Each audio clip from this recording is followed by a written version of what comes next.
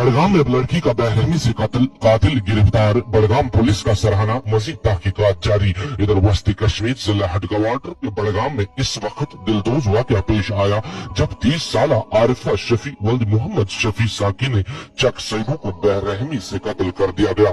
इतलात के मुताबिक आरिफा शफी कई दिनों से अपने घर से लापता हुई थी, जिसके बिना पर इनके घर वालों ने नजदीकी पुलिस स्टेशन में लापता रिपोर्ट दर्ज कराई।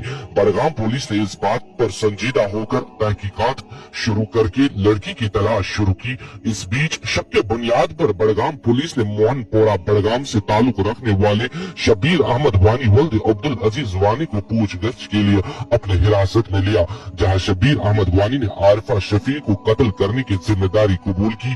पुलिस ने सनीचर को देर गई लाश को अपने तहवील में लेकर नजदीकी अस्पताल पहुंचाया, जहां तिब्बी लवाजमात के बाद लाश को लवाहिकीन के हवाले किया जाएगा। ये खबर आप तक पहुंचा रही है किसान ट्रेडर्स न्यू बस अड्डा बीरवा बड़गाम, जहां पर पेस्टिसाइड्स, फर्टिलाइजर्स के अलावा एग्रीकल्चर से रिलेटेड तमाम आलात मुनासिब कीमतों पर दस्तयाब है। को स्पॉन्सर्ड रियल प्लाजा